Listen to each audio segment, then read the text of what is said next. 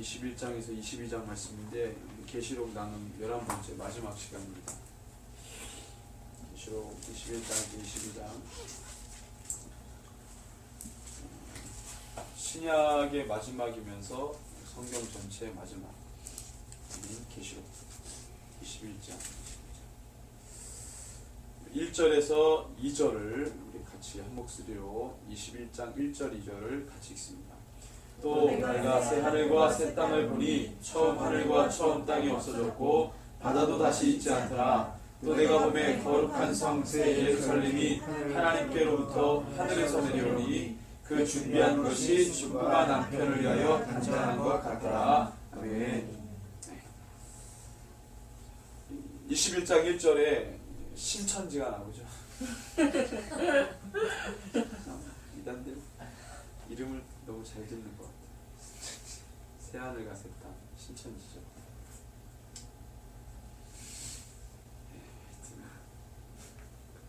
그다음 뭐 여호와의 증인 이름 잘 져요. 또 뭐가 있나? 예수 재림, 제7일 예수 재림, 예수 재림. 중요한 일이. 왕국회. 어? 왕국회가. 왕국회, 그러니까 왕국회, 왕국 이런 거. 왕국회가는 좀.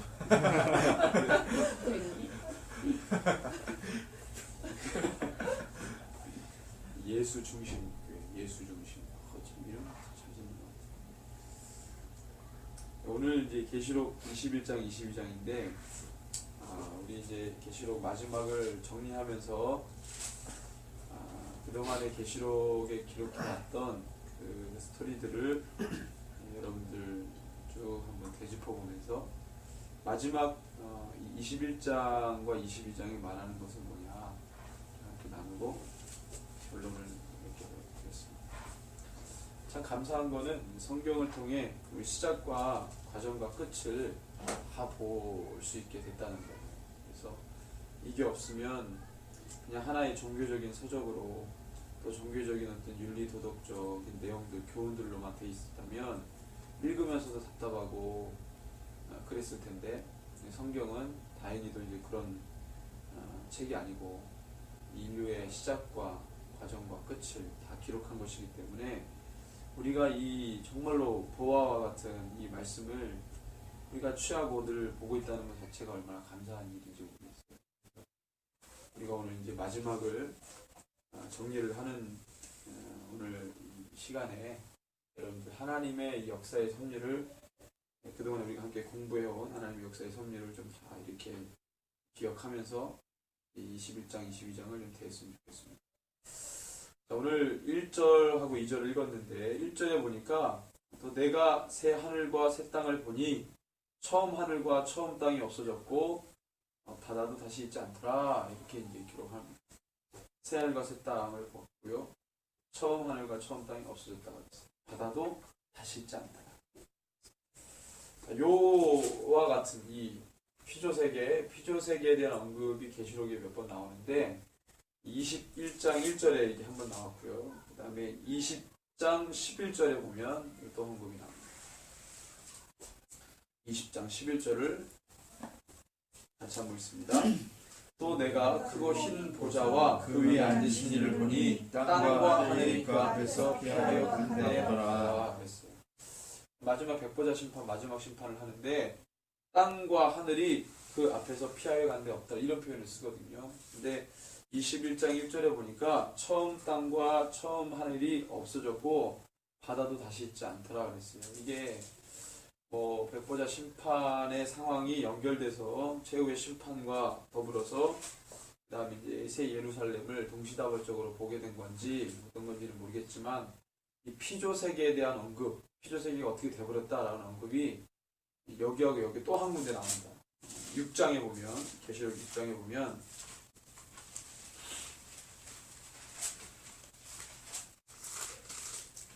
12절부터 14절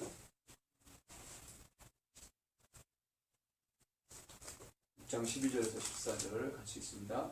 내가 보니 여섯째 인을 떼실 때에 큰 지진이 나며 피가 검은 돌로 짠 상국같이 검어지고 다른 온통 피같이 되며 하늘의 별들이 무화과 나무가 대풍에 흔들려 설익은 열매가 떨어지는 것 같이 땅에 떨어지며 하늘은 두루마리 말리는 것 같이 떠나가고 각 산과 섬이 제자리에서 옮겨지매 이렇게 이야기합니다. 그 다음에 재밌는 거는 나팔 심판하고 대접 심판할 때는 피조 세계가 어떻게 이렇게 뭐 없어졌거나 이렇게 됐거나 이런 표현이 안 나와요. 여섯째 인을 뗄 때 이런 상황이 있고, 그 다음에 일곱째 인은 뭐였습니까? 일곱 번째 인은 일곱 나팔이었죠. 그러니까 여섯 번째 인의 이 언급, 본격적인 심판이, 구체적인 심판이 들어가기 직전에 여섯 번째 인을 떼실 때에 12절부터 14절이 이 피조 세계가 어떻게 됐다, 이 얘기거든요. 그 다음에 일곱 나팔과 일곱 대접에는 이런 표현이 안 나와요. 안 나와요. 이렇게 해에 대한 심판, 그 다음에 이제 무슨 강에 대한 심판, 바다에 대한 심판, 이 짐승의 표를 맞은 사람의 심판, 이런 것들이 나오지, 피조 세계가 어떻게 돼버렸다, 이런 얘기는 없어요. 그러니까 성경에서 6장 12절에서 14절의 이 표현과 20장, 그러니까 몇 절이었죠? 11절, 그 다음 21장 1절, 이게 유일합니다. 이 세 부분입니다. 자, 그래서 참 이 계시록은 해석이 참 이 민감한 부분이긴 하지만 이 기록의 내용, 텍스트적인 내용을 우리가 좀 분석해 보면 이 여섯 번째 인, 그러니까 일곱 개의 인은 사실 일곱 나팔과 일곱 대접 이 두 개가 다 일곱 인 안에 있는 것이기 때문에 이 일곱 개의 인은 예수 그리스도가 할 심판에 대한 이 기준이 되는 거라고 봅니다. 그래서 본격적인 일곱 나팔과 일곱 대접 심판이 들어가기 직전에 여섯 번째 인을 뗄 때에 이 피조 세계가 어떻게 이 표현에서 보면은 말려 올라갔고 어떻게 없어졌고 이런 표현들. 그래서 이 세상에 있는 사람들이 그 상황과 이 연출되는 것을 보고 감당이 안 돼가지고 이렇게 이런 이 표현들이 다른 데는 나오질 않는데 여섯 번째 인의 이런 이 모습들이 나오는 것이 흡사 마지막 예수님께서 다시 오실 때에 일어나는 20장 11절과 21장 1절의 이 내용과 아주 이 내용적으로 연결이 되어 있지 않겠는가. 그래서 그런 의미를 우리가 좀 볼 수 있고요. 특별히 20장 11절과 21장 1절은 거의 내용이 비슷해요. 마지막 심판에 대한 또는 마지막 예수님 다시 오실 때 일어난 일들에 대해서 우리가 이제 좀 이렇게 관심을 갖고 보게 합니다. 이제 중요한 거는 2절인데 2절에 보니까 뭐가 내려옵니까? 새 예루살렘이 하나님께로부터 하늘에서 내려옵니다. 근데 이게 뭐와 같다고요? 신부가 남편을 위하여 단장한 것 같더라. 뭐가? 그 준비한 것이 신부가 남편을 위해 단장한 것 같더라 그랬어요. 새 예루살렘이 하나님께로부터 내려오는 이 거룩한 성을 사도 요한이 보게 된 거죠. 그러면서 이제 음성이 들려지게 됩니다. 3절에서 우리 8절을 같이 읽습니다. 내가 들으니 보좌에서 큰 음성이 나서 이르되 보라 하나님의 장막이 사대들과 함께 있음에 하나님이 그들과 함께 계시리니 그들은 하나님의 백성이 되고 하나님은 친히 그들과 함께 계셔서 모든 눈물을 그 눈에서 닦아주시니 다시는 사망이 없고 애통하는 것이나 옥하는 것이나 아픈 것이 다시 있지 아니하리니 처음 것들이 다 지나갔음이라. 보좌에 앉으신 이가 이르시되 보라 내가 만물을 새롭게 하노라 하시고 또 이르시되 이 말은 신실하고 참되니 기록하라 하시고 또 내게 말씀하시되 이루었도다. 나는 알파와 오메가요 처음과 마지막이라. 내가 생명수 생물을 목마른 자에게 값없이 주리니 이기는 자는 이것을 상속으로 받으리라. 나는 그의 하나님이 되고 그는 내 아들이 되리라. 그러나 두려워하는 자들과 믿지 아니하는 자들과 흉악한 자들과 살인자들과 음행하는 자들과 점술가들과 우상 숭배자들과 거짓말하는 모든 자들은 불과 유황으로 타는 곳에 던져지니 이것이 둘째 사망이라. 둘째 사망 언급하는데 무적행하고 다른 표현이라고 했어요. 제가 불 붙는 못과 무적행은 다른 표현입니다. 똑같은 게 아니에요. 그래서 두 번째 사망은 뭡니까? 두 번째 사망은 영원한 사망이죠. 두 번째 사망은 영원한 사망이에요. 불못에 던져지는 사망. 그건 지옥이죠. 그 지옥에는 누가 들어가 있습니까? 처음에 사단과 동조한 짐승이 들어가 있고 그 다음에 맨 마지막에 누가 들어가요? 사단이 들어가죠. 사단이 딱 들어가니까 누가 있어요? 누가 이미 계셔요? 사단의 졸개들이 이미 다 이렇게 사단을 맞아잖아요. 그렇죠? 이미 다 이렇게 들어가요. 거기서 뜨거워하고 고통스러워할 때 사단이 들어가면서 그냥 같이 고통스러워하는 치우죠. 자, 그리고 난 다음에 일곱 대접을 가지고 자 여러분들 3절에서 이 8절까지는 여러분들 그냥 쭉 읽으면 이제 이해가 되는 부분이에요. 다른 설명이 필요 없습니다. 9절에 보니까 일곱 대접을 가지고 마지막 일곱 재앙을 담은 일곱 천사 중 하나가 나와서 이야기합니다. 그러니까 마지막 대접, 그러니까 일곱 나팔은 일곱 번째 이는 일곱 나팔이었죠. 일곱 나팔이었단 말이에요. 일곱 나팔의 일곱 번째 나팔은 또 뭐였어요? 일곱 대접이었죠. 그러니까 저번에 한번 제가 PPT로 보여준 적이 있는데 다시 한번 보여주면 자, 첫 번째 인을 떼고 두 번째 인 떼고 세 번째 인 떼고 네 번째 인 떼고 다섯 번째 인 떼고 여섯 번째 인 떼고 아까 여섯 번째 인이 6장 11절에서 쭉 그 내용이죠.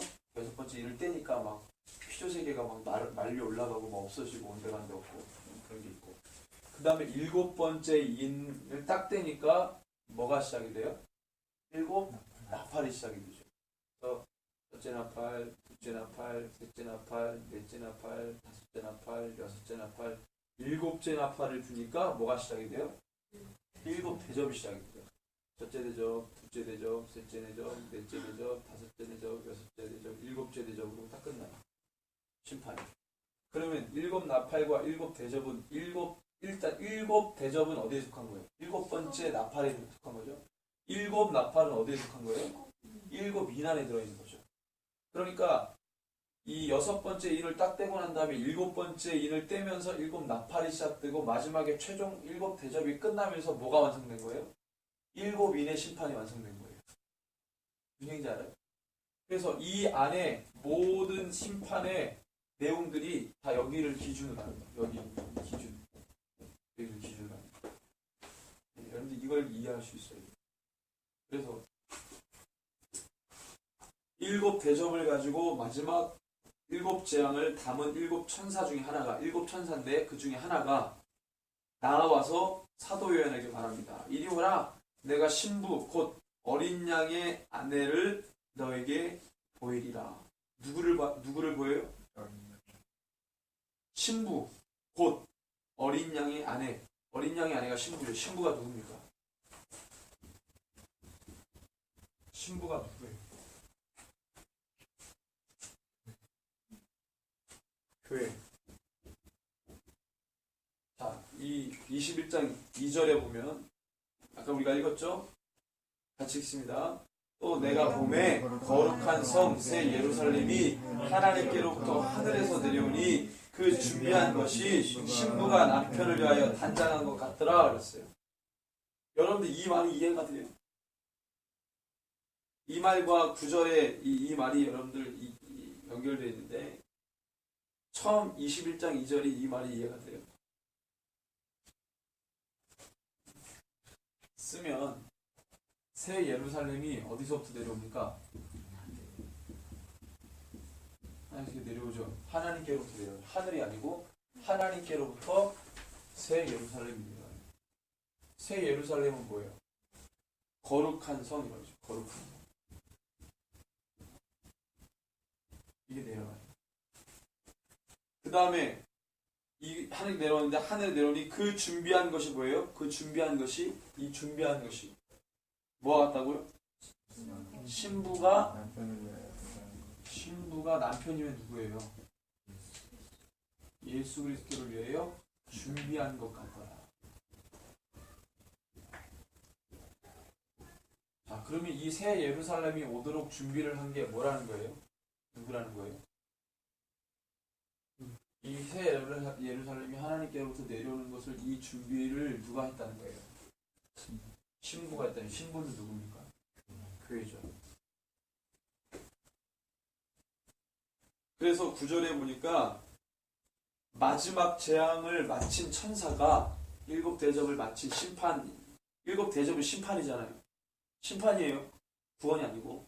이 심판을 미션을 수행한 천사 중에 하나가 사도 요한에게 말합니다. 이리 와라. 내가 신부 곧 어린 양의 아내를 너에게 보이겠다. 사도 요한에게 뭘 보여주겠다는 거예요? 그러면 교회를 보여주겠다. 10절에서 14절을 같이 읽습니다. 성령으로 나를 들이고 그곳 높은 산으로 올라가 하나님께로부터 하늘에서 내려오는 거룩한 성 예루살렘을 보이니 하나님의 영광이 있어 그 성의 빛이 지극히 귀한 보석 같고 벽옥과 수정과 빛이 맞더라. 크고 높은 성곽이 있고 12문이 있는데 문에 12천사가 있고 그 문들 위에 이름을 썼으니 이스라엘 자손 12지파의 처음에 무슨 이름이요? 이스라엘의 12지파의 이름들이 쫙 쓰여져 있는 거예요. 자, 그래서 13절 14절 동쪽의 세문, 북쪽의 세문, 남쪽의 세문, 서쪽의 세문이니 그 성의 성곽에는 12기 쪽이 있고 그 위에는 어린 양의 12 누구의 이름? 이번에는 12사도의 이름. 12지파의 이름이 생기고요. 그 다음에 12사도의 이름이 생긴 게 쫙 있다는 거예요. 그 다음에 뭐 15절부터 21절 그 모습을 막 측량하는데 뭐 엄청나게 뭐 땅에서부터 저 하늘의 높이를 잴 수 없을 만큼 엄청난 높이로 그 건물이 올라가는 것을 봤는데 중요한 건 뭐냐면 22절부터 27절 시작. 성 안에서 내가 성전을 보지 못하였으니 이는 주 하나님 곧 전능하신 이와 및 어린 양이 그 성전이심이라. 그 성은 해나 달의 비침이 쓸데없으니 이는 하나님의 영광이 비치고 어린 양이 그 등불이 되심이라. 만국이 그 빛 가운데로 다니고 땅의 왕들이 자기 영광을 가지고 그리로 들어가리라. 낮의 성문들을 도무지 닫지 아니하리니 거기에는 밤이 없음이라. 사람들이 만국의 영광과 존귀를 가지고 그리로 들어가겠고 무엇이든지 속된 것이나 가증한 일 또는 거짓말하는 자는 결코 그리로 들어가지 못해. 오직 어린 양의 생명책에 기록된 자만 들어간다. 이거 여러분들 딱 머리에 박고 그 다음에 에베소서 1장을 딱 피세요. 에베소서 1장 설명합니다. 자, 여기서 의도를 봅시다. 천사가 사도 요한에게 보여주고 싶은 게 뭐라 그랬어요? 천사가 미션을 다 수행한 천사가 사도 요한에게 보여주고 싶은 게 뭐였어요? 교회입니다. 내가 너에게 교회를 보여주겠다 그랬어요. 교회. 사도 요한이 이 천사가 사도 요한에게 내가 너에게 신부, 교회를 보여주겠다는 말은 이 사도 요한이 그걸 듣고 못 알아들었을까요? 알아들었을까요? 사도 요한. 알아들었을까요? 못 알아들었을까요? 알아들었죠. 그게 뭔지를 알아요. 왜 그렇습니까? 사도 요한이 이것을 쓸 때만 해도 그 당시에 교회가 있었어요? 없어요? 있었어요. 그 다음에 그 교회는 예수님의 말씀처럼 마태복음 25장의 말씀처럼 하나님의 길을 거룩하게 준비한 신부 곧 교회라는 것을 다 알죠. 초기 기독교 교부들이 설교할 때 그런 걸 인용해서 다 설교하잖아요. 우리 지금처럼 설교했어요. 다 안단 말이에요. 그게 뭔지. 신부 그러면 교회, 예수님의 다시 오실 길을 준비하는 공동체 다 알아요. 그런데 여기서 중요한 거는 영인 이 천사가 여기 사도 요한에게 보여주려고 했던 이 교회는 사도 요한이 정말로 감당할 수 없는 교회의 본래 모습을 보여준 거예요. 교회. 마치 예수님께서 베드로에게 음부의 권사가 이기지 못하는 교회라고 말했을 때 그 교회. 지금처럼 이런 흔해 빠진 이런 교회가 아니고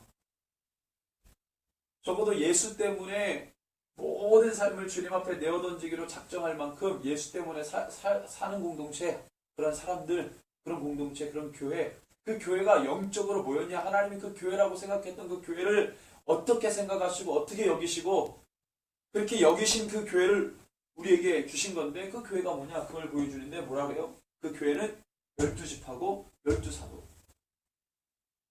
이게 근간이 되는 거예요. 12지파고 12사도.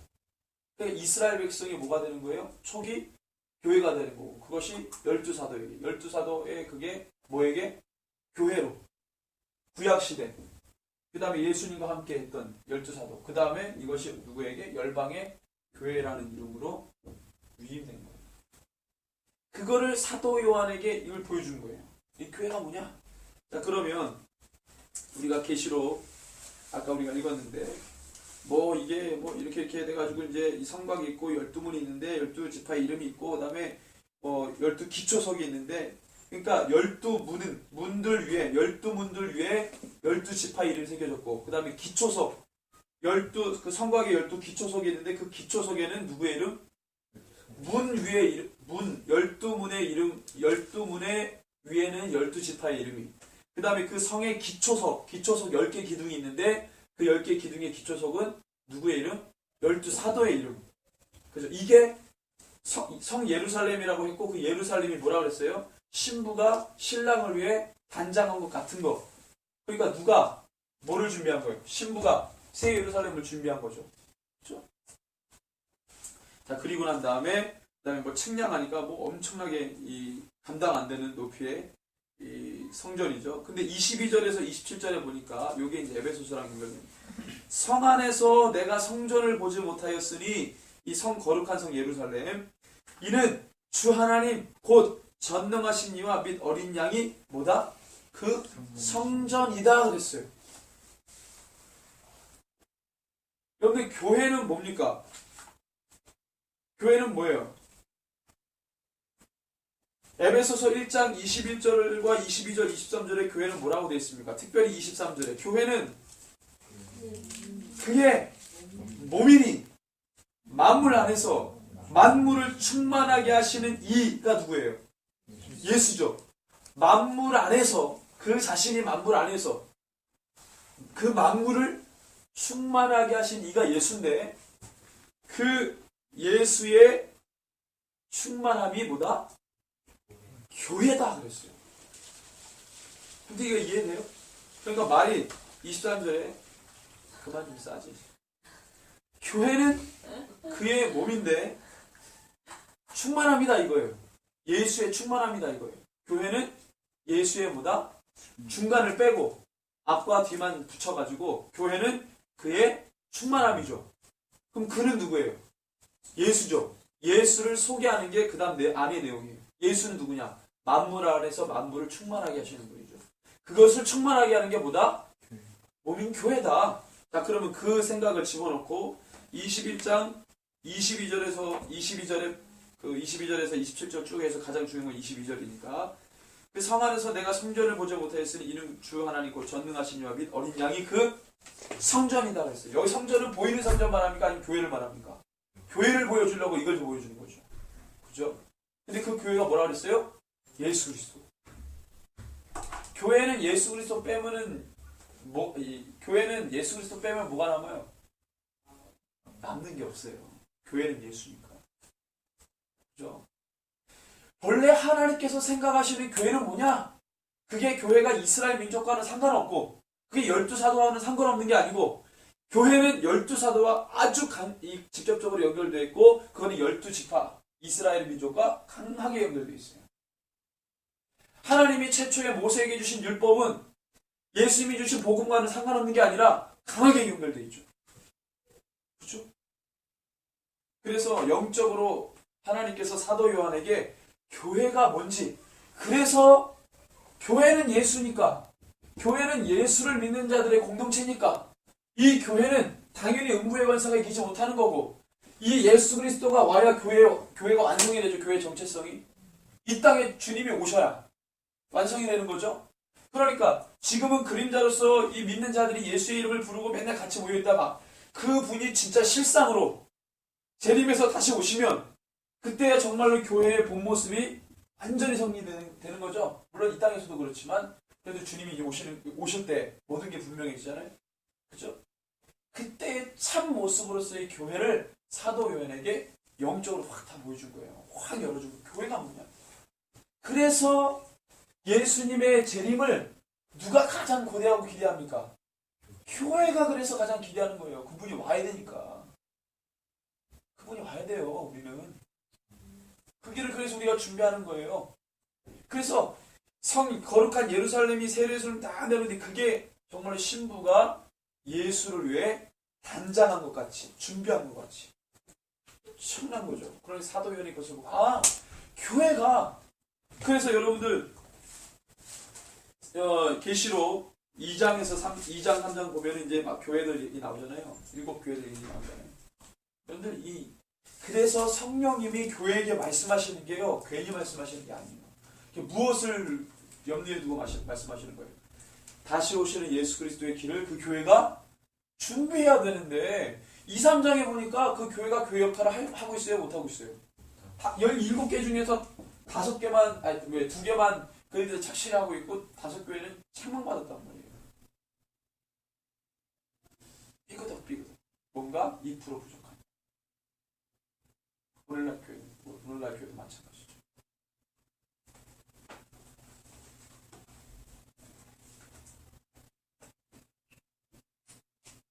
(22장에) 보니까 또 그가 수정같이 맑은 생명수의 강을 내게 보이니 하나님과 및 어린 양의 보좌로부터 나와서.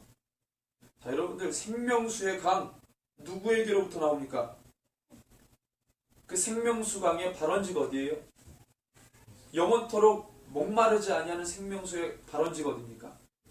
예수 그리스도죠. 하나님 어린 양 보좌에서부터 나오는 그 생명수의 발원지가 바로 예수 그리스도. 하나님 그 보좌에서부터 오네요. 길 가운데로 흐들어라. 강 좌우에 생명나무가 12가지 열매를 맺되 날마다 축축축 나오고 그렇죠? 다시 저주가 없고 그죠? 그의 얼굴을 볼터이요 그 이름도 그들의 이름에 있으리라. 다시 밤이 없고 등불과 햇빛이 쓸데가 없죠. 왜? 하나님이 빛이 되셔서 비춰주시니.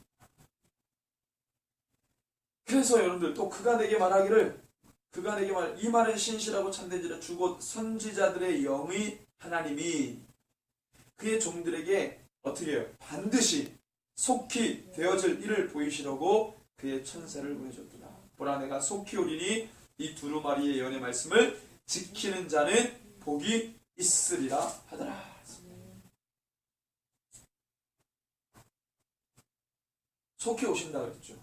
반드시 오신다 그랬어요. 그 오실 때와 기한은 아버지만 아시지만 그렇지만 반드시 오시겠다고 했어요. 또 속히 오시겠다고 했어요. 그러니까 우리가 언제 임할는지는 모르겠지만 근데 이렇게 한번 생각해 보십시오. 이 생각을 좀 하셔서 언제 올지 모른다라는 말을 다른 말로 해석하면 어떻게 되겠어요? 언제 올지 모른다. 자, 여러분들 잘 생각하세요. 주님이 오심을 믿습니까? 네? 진짜 믿습니까? 죠? 주님이 오심을 믿습니까? 아멘이죠. 주님이 오시는 거는 분명하죠. 진리죠. 그럼 반드시 이루어질 거죠. 자, 그런데 언제 오실지 아무도 모른다. 아버지만 하신다. 이 얘기는 무슨 얘기입니까? 반드시 오시는데 언제 오실지는 모른다. 이 얘기는 무슨 얘기예요? 바꿔 말하면 성경적으로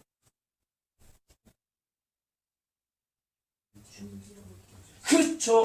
준비하고 뭐 해라? 어떻게? 깨어 기다려. 주님이 오심을 믿습니까? 아멘. 진짜 오시죠? 언제 오신지 몰라요. 하나님께서 말씀하셨잖아요. 언제 올지는 아버지만 아신다. 그 기한과 그 날은 누구만 안다? 아버지만 안다. 아무도 모른다. 알 수 있는 사람이 없다 그랬어요. 자, 그 말은 안 가르쳐주지 이 얘기가 아니에요. 단순하게 하나님의 마음이 반드시 오시기 때문에 뭐 하라는 거예요? 언제 올지 모르니까 깨어 준비하라는 말이에요. 그 말을 바꾸면 사람들이 어떻게 인식하냐면 바보예요. 바보. 반드시 오시는데 이 말이 제일 중요하죠. 언제 오실지 모르는 말보다 가장 중요한 말이 무슨 말이에요? 반드시 오시는 거죠. 사람들이 이 말을 약화시키고 이 말을 받아들이는 거예요. 그러니까 어떻게 됩니까? 이걸 약화시키고 이거를 강하게 만들면 사람들이 어떻게 행동하겠어요? 언제 오실지 몰라. 그러니까 깨어 있지 않아요. 언제 오실지 모르니까 깨어 있지 않아요. 이게 중요하면 이게 1순위고 이게 2순위면 세 번째는 깨어 준비하는 거예요. 이게 바뀌면 3번이 완전히 다른 장성으로 나타납니다. 그 얘기예요. 기록된 우리의 언어적 한계로 하나님의 그 모든 마음을 풀어주는데, 여러분들 이 글을 읽을 때는 그 너머의 하나님의 마음을 이해하십시오. 그 하나님의 마음을 이해할 때는 성경 전체적인 것을 조명해야 돼요. 그래야 그 너머에 있는 하나님의 마음을 읽을 수 있습니다. 반드시 오시겠다 그랬잖아요. 이 얘기는 뭐예요? 깨어있으라는 거예요. 깨어 준비하는 거예요. 반드시 오시기 때문에 말 자체가 반드시 속히 오겠다 그랬어요. 속히 오시겠다 그랬죠? 내가 속히 오겠다 그랬어요. 그래서 10절에 보니까 또 내게 말하되 이 두루마리의 예언의 말씀을 인봉하지 말라. 때가 가까이 오니라 그랬어요. 가까우니라. 인봉하지 말라 그랬어요. 봉하지 말라는 얘기죠. 근데 다니엘서 볼까요? 다니엘서.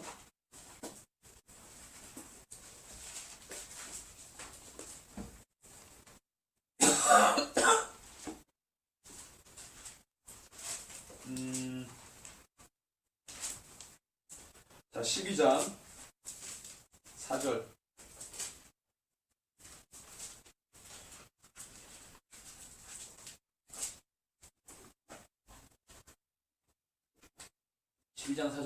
읽습니다.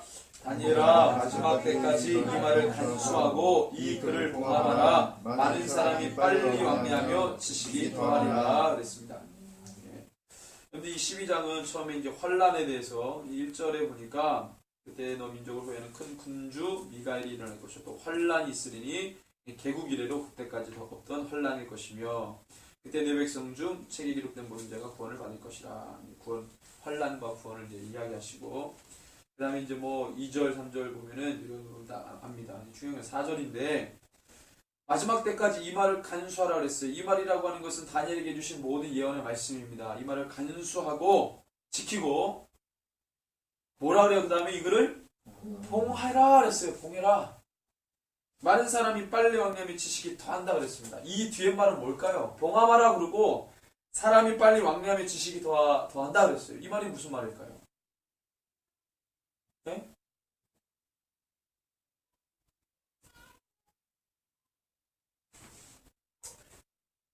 많은 사람이 빨리 왕래하며 지식이 더하기 때문에 이 말을 봉하라 그런 거예요. 그럼 왜 사람들의 지식이 빨리 왕래하며 빨리 그 사람들이 왕래하며 지식이 더하니까 왜 봉함하라 그랬습니까?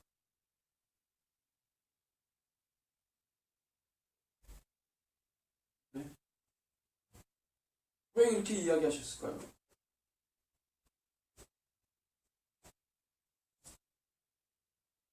예?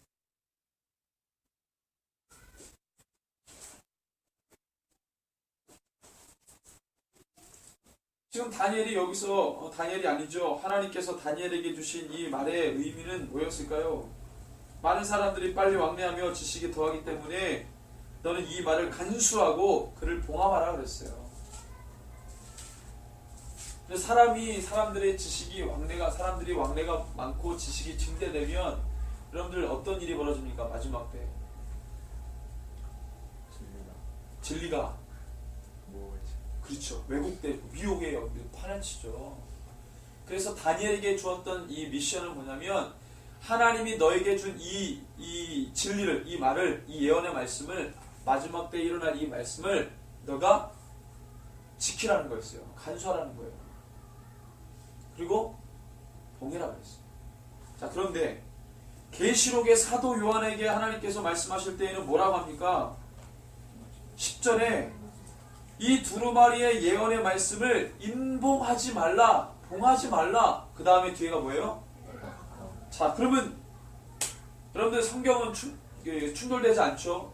성경을 해석하니 다니엘에게 주신 말씀과 사도 요한에게 주신 말씀이 어떻게 이렇게 다릅니까? 여기는 봉함하라고 하고 여기는 인봉하지 말라고. 왜 그렇습니까? 어떻게 이해할 수 있습니까?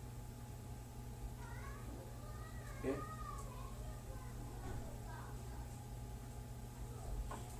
아니 성하십니까? 이 두 사람 어디 갔어? 여러분들 어떤 관계가 있을까요? 네? 일단은 계시록 사도 요한에게 말했던 이 계시록은 때가 가깝다 그랬습니다. 임박한, 그죠? 심판의 임박, 다시 오실 예수 그리스도의 재림의 임박, 그죠? 심판의 임박, 예수님이 오셔가지고 심판하시는. 그럴 때 10절 같은 경우에는요, 때가 임박했다라는 것이 굉장히 중요합니다. 벌써 2000년 전에 사도 요한에게 하나님께서 말씀하실 때 때가 임박했다고 말씀드렸어요. 때가 임박했기 때문에 하나님께서 주신 말씀을 어떻게 했습니까? 이제 인봉하지 말라고 했어요. 그전에는 뭐 했다는 거예요? 봉했었는데 이제 사도 요한에게는 뭐라는 거예요? 때가 가깝기 때문에 이거를 열라는 거예요. 사도 요한이 뭘 받습니까? 사도 요한이 뭘 받느냐가 중요해요. 또. 사도 요한은 인류의 시작과 과정과 끝에 대한 모든 것들을 영적으로 다 본 사람이에요. 하나님의 계획의 시작과 과정과 끝을 다 본 사람이에요. 디테일하게 하나님이 마지막 때 어떻게 심판하실지를 다 봤어요. 이 종에게 다 보여줬어요. 여러분들 계시록 1장부터 22장까지는 성경 전체로 볼 때 이렇게 분량이 많은 묵시가 없어요. 다니엘서도 몇 장이죠? 에스겔서도 몇 장이죠? 계시록은 22장 전체가 다 뭐예요? 묵시예요, 묵시. 이건 다 환상이고 다 계시예요. 자기가 말로 교회들에게 알렸겠습니까? 이 계시는 누구를 향한 거예요? 사도 요한에게 향한 거예요? 교회를 향한 거예요? 교회를 향한 거죠. 그리고 난 다음에 마지막에 사도 요한에게 뭐라 그랬어요? 때가 가까우니까 임봉하지 말라 그랬어요. 지금 답 다 나왔어요. 답 다 나왔다고. 교회.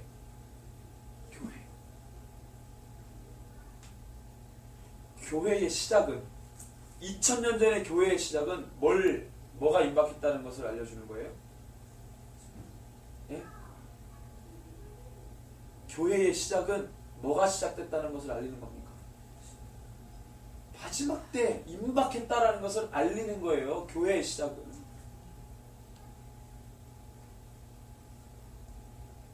그래서 그 교회의 시작, 저는 봉했어요. 근데 이제는 그 봉한 것을 누가? 교회가 열어서 주님이 오실 길을 뭐 하는 거예요? 준비하라는 거예요. 때가 가까이 왔다. 이거는 그 시대마다 준 하나님의 미션입니다. 구약에는 뭐 이스라엘 민족에게 준 미션, 이 왕과 제사장과 선자들에게 준 미션, 그 시대마다. 지금은 뭡니까? 2000년부터 지금까지. 교회에게 준 미션, 교회에게 준 미션은 뭐예요? 임봉하지 말아라. 하나님의 말씀.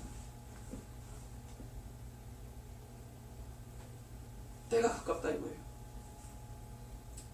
그래서 11절에 보니까 불의를 행하는 자는 그대로 불의를 행하고 더러운 자는 그대로 더럽고 의로운 자는 그대로 의를 행하고 거룩한 자는 그대로 거룩하게 하라. 이 말 되게 무서운 말이에요. 여러분들 생각해 보세요. 불의를 행하는 자는 어떻게 됩니까? 심판받죠? 불의를 행하는 자는 그대로 불의를 행하고 심판받죠. 그 불의함으로 심판받죠. 더러운 자는 그대로 더럽고 심판받죠. 의로운 자는 그대로 의를 행하고 어떻게 됩니까? 이 사람은 구원받죠. 그가 행한 대로 갚아주는 거예요. 주님이 속히 올 때 자기들의 행한 대로. 여러분들 이 얘기했어요. 자, 여러분들 보세요. 이게 지금 2000년부터 예수님이 온 것 자체가 닉네임이 임마누엘과 예수죠. 예수의 이름 뜻은 뭡니까? 자기 백성을 저희 죄에서 구원할 자. 구원의 닉네임이에요. 임마누엘은 심판의 닉네임이에요. 이사야 7장에 나오잖아요. 징조. 보라 처녀가 아들을 낳으리니 그 이름을 임마누엘이 하리라. 그러면 마태복음에 나오는 거고, 이사야 7장에는 뭐라고 해요? 보라 처녀가 잉태하는 게, 처녀가 어떻게 그 아이를 잉태해요? 남자를 모르는 여자가. 말도 안 되죠? 그걸 뭐라 그랬어요? 이게 징조다. 이걸 임마누엘이라고 해라. 그랬어요. 근데 예수님 태어날 때 천사가 예수님의 이름을 뭘로 지으라고? 그 임마누엘로 지어라. 이사야 7장에 임마누엘은 뭘로 쓰여졌어요? 아수르 군대가 와가지고 아하스를 징치하는 그 심판의 표적과 이 징조로 뭘 한 거예요? 예? 임마누엘을 얘기한 거예요. 자, 그래서 여러분들 2000년 전부터 예수님이 이 땅에 오셨다. 말씀이신 그분 자체가 이 땅에 사람으로 오셔서 돌아다니시면서 말씀을 증언하시고 회개하는 천국이 가까이 왔다. 그 다음에 하나님의 오랜 수건인 이 교회 시작을 알리셨단 말이에요. 그럼 예수님이 이 땅에 오신 것과 교회의 시작은 저번에 그랬죠. 예수님이 오셔가지고 마태복음 23장에 종교 지도자들에게 막 심판하시잖아요. 말로 화 있을진저 그들의 행위로 그들이 보응받고 이미 그들의 상을 받았고, 그들의 상을 받았다는 게 뭐예요? 심판 받았다 이거예요. 예수님이 와가지고 그 종교 지도자들에게 말할 때 이 사람에게는 용서가 없어. 예수님이 너가 행한 대로 너가 상을 받았고 너가 보응을 받았다는 거예요.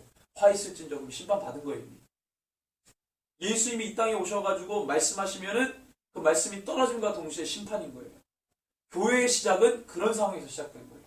교회의 사역은 바로 그거예요. 예수 그리스도를 증거케 합니다. 근데 뭐라 그래요? 11절에 불의를 행한 자는 그대로 불의를 행합니다. 복음이 증거되는데 여전히 불의를 행한 자는 뭘 행한다고요? 불의를 행해요. 더러운 자는 그대로 더러워요. 이제는 심판의 초읽기가 들어간 거예요. 2000년 전부터. 그렇지만 우리에게 주신 사명은 뭐예요? 계속 예수 그리스도를 계속 전하는 거죠. 그렇다고 세상이 다 복음화 됩니까? 아니죠. 성경 뭐라 그래요? 불의를 행한 자는 불의를 행하고 더럽게 되는 자는 더럽게 합니다. 우리가 복음을 전해요. 그래서 하나님의 공의가 있는 거예요. 예수 그리스도의 이름을 들어야 되는 거예요. 그렇지만 더럽게 행하는 자는 더럽게 행할 거예요. 불의를 행한 자는 불의를 행할 거예요. 말씀이 떨어짐과 동시에 심판이 임합니다. 2000년부터 지금까지는 그 시대인 거예요. 그래서 봉함하지 말라. 때가 가까이 왔다는 거예요. 교회의 사역은 예수님의 사역과 동일합니다. 예수님은 다니시면서 뭐예요? 죽은 자를 살리죠. 죄의 심판을 선언하고 죄사함을 선언하죠. 심판과 구원이 동시다발적으로 일어나죠. 그거는 단순하게 병을 고쳤다는 얘기가 아니라 예수님께서 그렇게 행하시면 우리도 그 사역을 한다는 거예요. 우리가 열방에 가서 복음을 전하잖아요. 복음을 전함과 동시에 심판과 구원이 동시에 일어나는 거예요. 예수님의 사역이 그랬어요.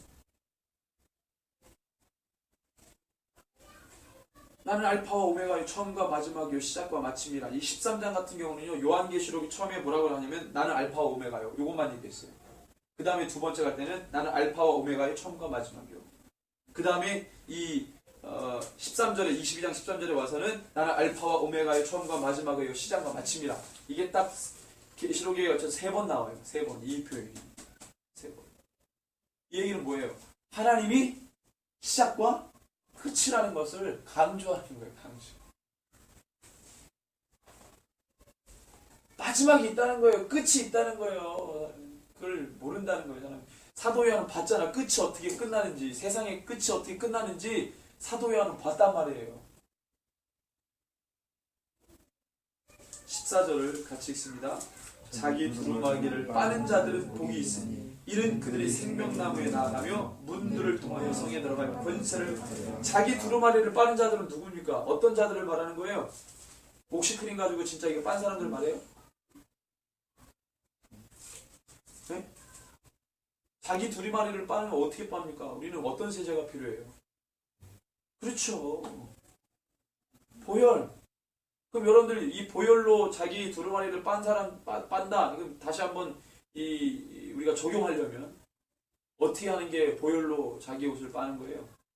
예수님의 보혈로. 그 얘기가 뭐예요? 다시 말할까?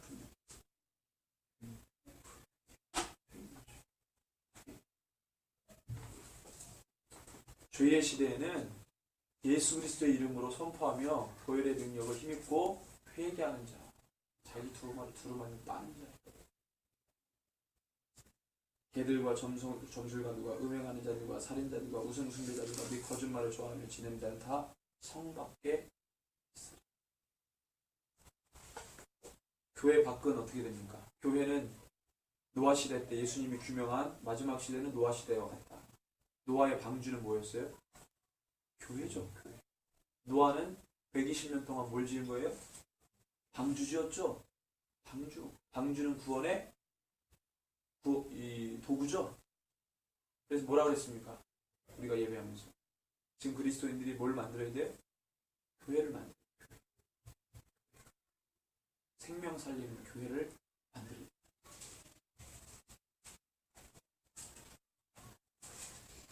그래서 이 방주로 들어가지 못하면 다 죽죠.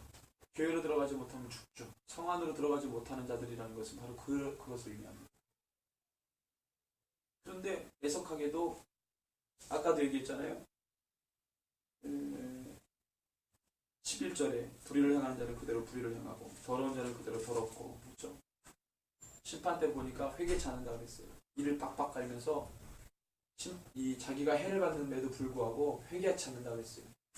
뭐하고 똑같습니까? 마태복음 24장에 예수님이 노아의 방주 때, 마지막이 노아의 방주 때가 똑같은데 사람들이 죽기 직전까지 뭐 한다고요? 장가가고 시집가요. 죽기 직전까지도.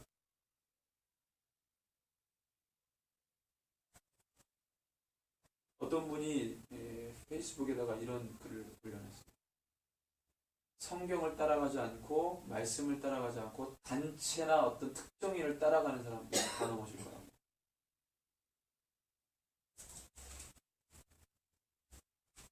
근데 그 글이 얼마나 공감이 되는지. 그러면서 거기에 올라왔던 뉴스 하나가 그 예수전도단을 일으켰던 오대원 그 외국 선교사 있어요. 이름이 이제 오대원으로 개명했는데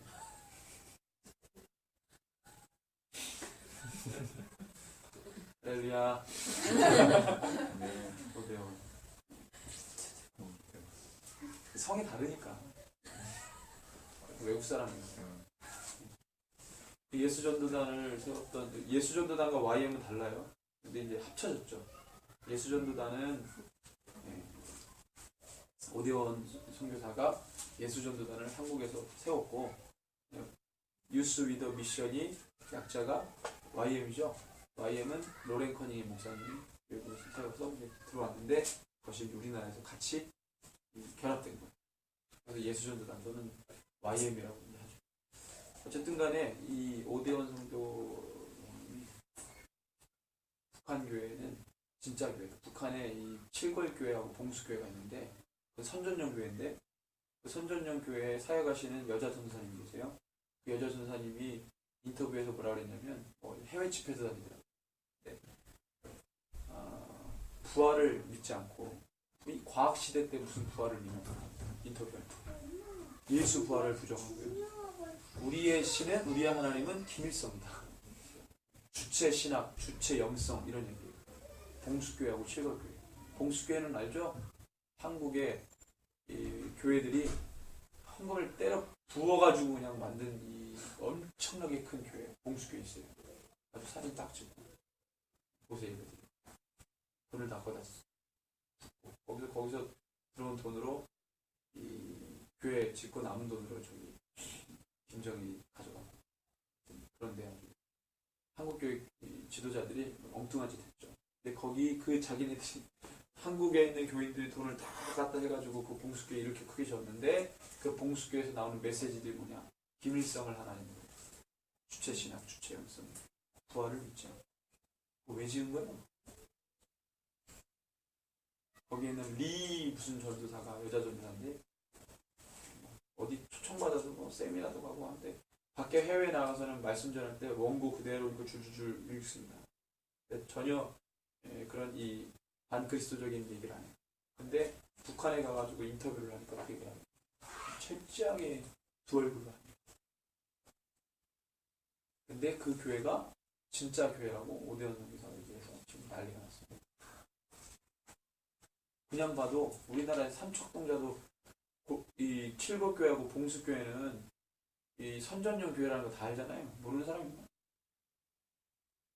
근데 그걸 진짜 교회라고 말합니다. 그러면 북한에 탄압받으면서 이 순교당하면서 예수 믿는 지하교회는 뭐라 그래요?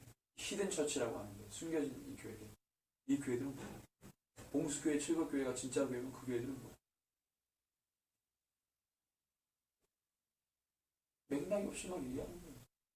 그래서 막 지금 그 오대원 한국 예수전도단의 그 대표 오대현 선교사가 그렇게 얘기하는데 이 예수전도단에서 공식적인 입장을 얘기해야 되는 거 아니냐. 그거 다 아는 얘기도 아니라 그러고 다 버젓이 나쁜 거라고 드러나 있는 것도 아니라고 포장하고 뒤죽박죽이에요. 뒤죽박죽. 한국교회 말씀을 어떻게 보는지. 근데 왜 그렇게 생각하는 줄 알아요? 그 사람들도 말씀을 읽고 설교하는 거예요. 말씀을 읽고 설교하는데 어떻게 그렇게 다르게 설교합니까? 정보를 몰라서, 북한 교회 정보를 몰라서. 요즘에는 SNS 얼마나 잘 돼 있어요. 유튜브에 치면 다 나와. 그런데 그걸 몰라가지고 거기서 뚱땅지 같은 소리를 하면서 그래도 예수전도단 큰 이 단체를 만든 그 오대현 선교사는 사람이 그런 엉뚱한 얘기를 하고 돌아요. 그런 사람들이 한 번 이야기하면 그 사람이 인지도가 있기 때문에 그 파급 효과라는 거예요. 그러면 좀 생각 없이 뇌를 빼고 다니는 애들은 그런 분의 이야기하면 와, 진짜? 그럴 수도 있겠네? 이렇게 생각할 거 아니에요.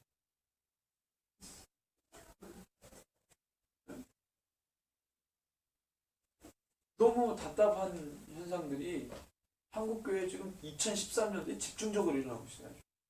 WCC와 함께 해서 영공주의자, 종북세력 이런 잡단 너무 가슴이 아파요.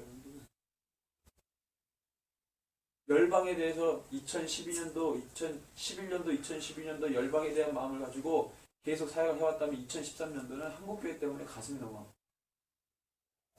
정말 이대로 한국교회가 열방을 품어도 되는가? 이 소중한 열방을 이 한국교회가 품을 자격이 있나? 그런 생각이 드는 거예요. 청년들 보면은 자기 집에서 그냥 찐따가처럼 살다가 해외 나간다고 그러니까 그래 그럼 눈 동그라지고 막 따라 나가려고 이런 애들을 제외하고 여기 여러분들처럼 신실한 사람들은 아름답게 열방 품고 나가려고 하는데 이 맥락 없는 청년들 가운데 그런 애들이 있어요. 나가면 뭔가 확 바뀔 것처럼 환상풍.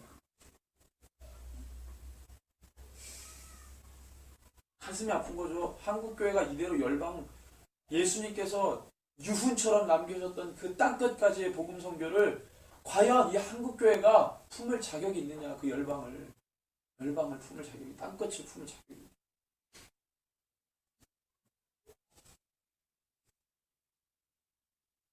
아니 정말 가슴이 아프다니까요.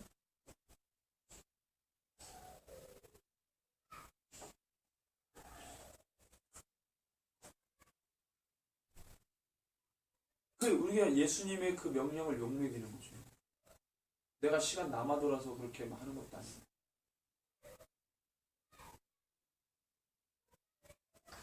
여러분들 이게 한국교회 위기입니다. 위기. 나도 양심이 찔려가지고 그런 소식을 들을 때마다 막 그 가슴이 아리는데.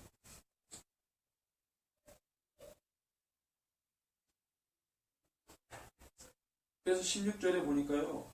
나 예수는 교회들을 위하여 내 사자를 보내어 이것들을 너희에게 증언하게 하였노라. 나는 다윗의 뿌리요 자손이니 곧 광명한 새벽별이라 하시더라 했어요. 나 예수는 16절 나 예수는 교회들을 위하여 내 사자를 보내고 이것들을 너희에게 증언하게 하였노라. 예수님이 증언하게 한 거죠. 교회에게.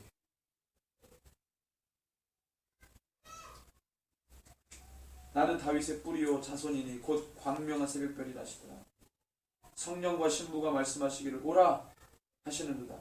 듣는 자도 오라 할 것이요 목마른 자도 올 것이요 또 원하는 자는 값없이 생명수를 받으라 하시더라.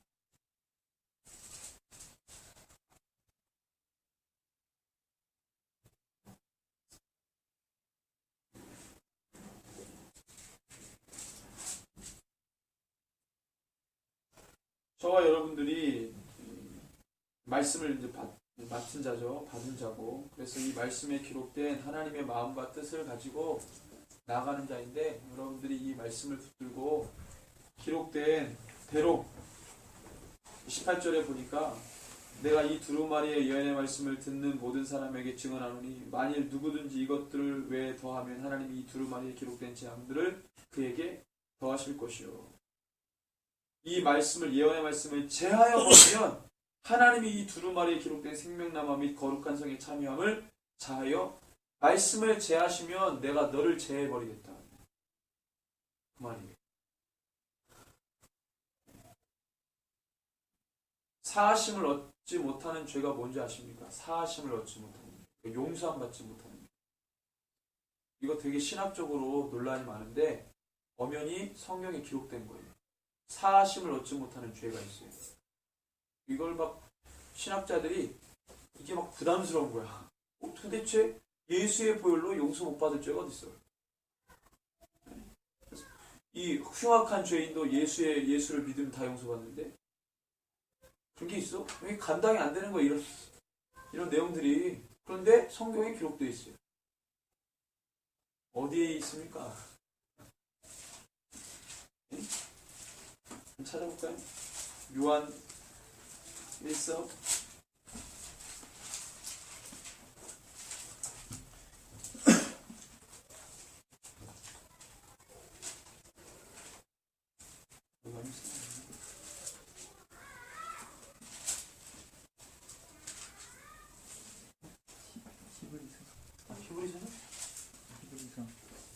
히브리서 몇 장이지?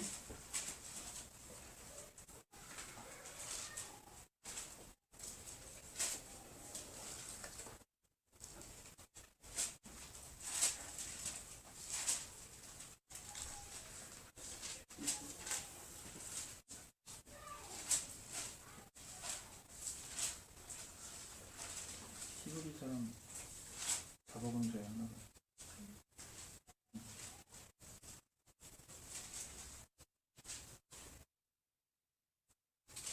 네, 오늘 이거를 반드시 찾읍시다.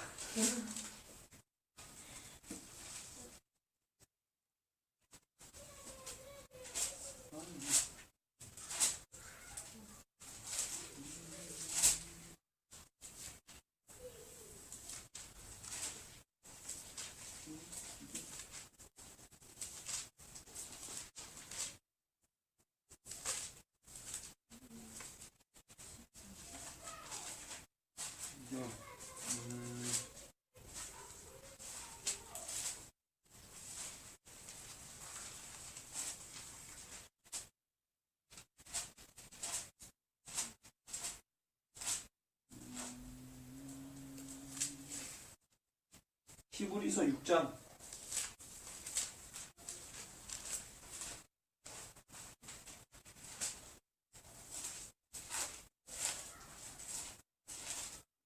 히브리서 6장 4절에서 6절 같이 한번 읽습니다. 한 번 빛을 받고 하늘의 은사를 맛보고 성령에 참여한 바 되고 하나님의 선한 말씀과 내세의 능력을 맛보고도 타락한 자들은 다시 새롭게 하여 회개하게 할 수 없나니 이는 그들이 하나님의 아들을 다시 십자가에 못 박아 드러내놓고 욕되게 함이라 그랬습니다. 이것과 관련해서 마가복음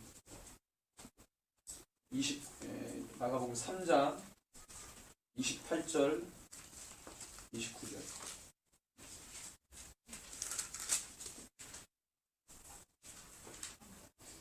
마가복음 3장 28, 29절 내가 진실로 너희에게 이르노니 사람의 모든 죄와 모든 모독하는 일은 사하심을 얻되 누구든지 성령을 모독하는 자는 영원히 사하심을 얻지 못하고 영원한 죄가 되느니라.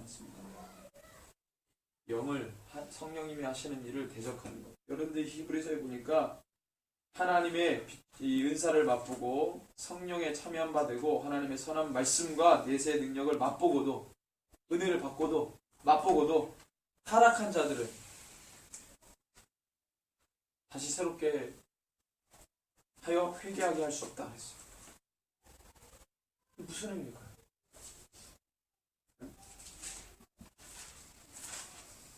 예수의 보혈이면 용서받지 못할 죄가 없는 줄 알았는데 마가복음에도 그렇고 히브리서에도 그렇고 용서받지 못하는 죄가 있다는 거예요. 성령을 모독하는 거, 성령을 회방하는 거, 하나님의 영의 일을 방해하는 거, 하나님을 방해하는 거는 누가 방해합니까? 사단 아니에요? 사단 같은 짓들을 하면 하나님이 용서하지 않는 거죠. 감히 하나님입니다. 근데 구약에도 또 있죠. 그게 구약의 아말렉 족속. 그 아말렉 족속을 하나님이 온 땅에서 없애버리라 그랬어요. 어디에다가 기록했습니까? 율법에다가. 내가 대대로 누구와 싸우겠다? 아말렉과 싸우겠다. 성경 전체에서 하나님이 친히 어떤 특정 민족하고 하나님 이름으로 내가 친히 싸우겠다 했던 민족은 아말렉밖에 없어요. 근데 아말렉을 왜 그렇게 미워했습니까? 하나님? 네? 우리 다 배웠잖아요. 바알이 아니고 이 백성이 광야 이스라엘 백성들 출애굽할 때 노약자들 어떻게 했어요? 뒤처진 애들 괴롭혔잖아요. 그래서 하나님의 평가는 감히 하나님의 백성은 하나님이 하는 일에 걸림돌이 되고 장애물이 돼서 하나님이 내가 친히 이 민족과 싸우겠다. 세상에서 없애버려라. 이것을 이룬 사람이 누구였습니까? 사울도 실패했죠. 아가왕을 살려줬잖아요. 아말렉의 후손인 아가왕을. 그 아말렉을 누가 없애버립니까? 씨를 말립니까? 다윗이 씨를 말리죠. 그렇죠? 하나님이 하는 일을 방해하고 하나님이 하는 일에 이를 악물고 대항하면 용서를 못 받아요. 그 성령 해방죄예요.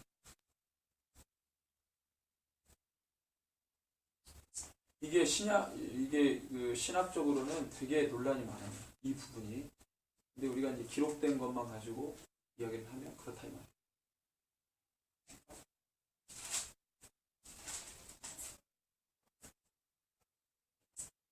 22장 19절에 만일 누구든지 이 두루마리의 예언의 말씀에서 제하여 버리면 하나님이 이 두루마리에 기록된 생명나무와 및 거룩한 성에 참여함을 제하여 버리시다. 성경 곳곳에는 이런 단어들이 많이 나와요. 너무 하나님과 로맨스 찍으려고 하지 마요. 하나님과 너무 로맨스를 상상해서 그렇죠. 생명이 왔다 갔다 하는데 무슨 로맨스예요? 생명이 왔다 갔다. 내가 여러분들 논개 알죠? 논개. 논개가 왜 유명하죠? 끌어안고 뛰어져요. 둘을. 적장을 사랑해서 끌어안고 뛰어내렸습니까? 그 논개가 뭘 사랑한 거예요? 조선을 사랑한 거예요. 조선을 사랑해서 적장을 끌어안고 강에 뛰어든 거예요. 그런데 이런 용기가 있어요. 예수님은 우리를 사랑하셔서 죄를 끌어안고 뛰어들었어요. 그리고 우리가 그대로 하는 거예요. 교회가. 그리스도입니다.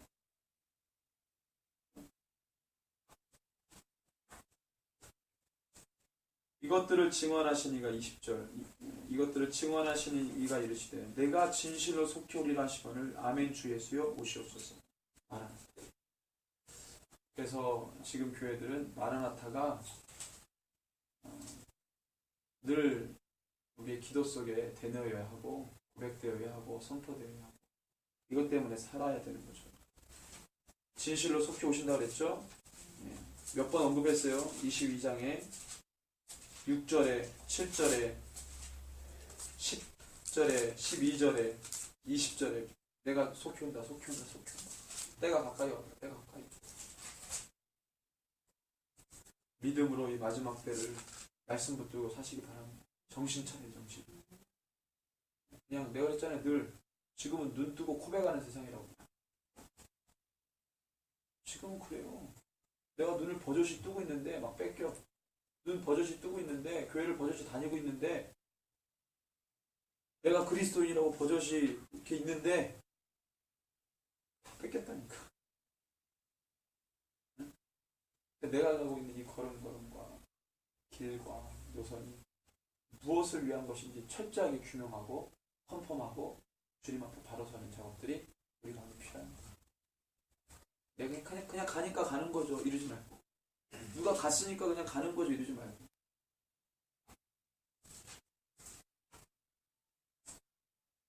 여러분들 사람이 많이 다니는 길은요,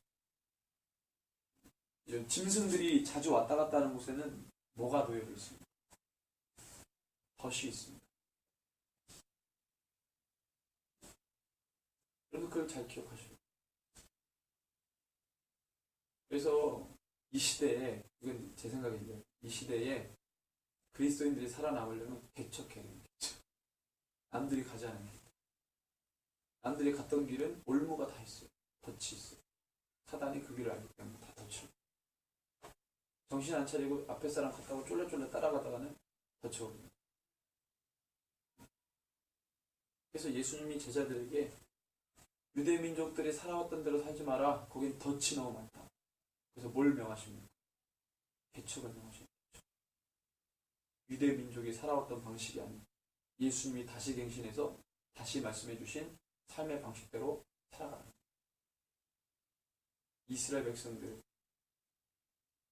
이 혈통으로 온 이스라엘 백성들의 삶으로 관습대로 살지 말고 예수님이 다시 갱신해서 다시 준 삶을 가지고 개척하라.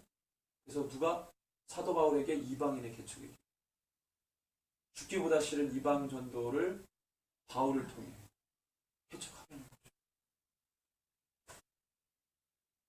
그것을 우리가 이어받아서 하는 거예요.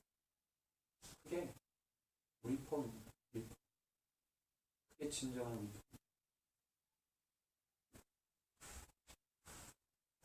같이 시간에 기도하겠습니다.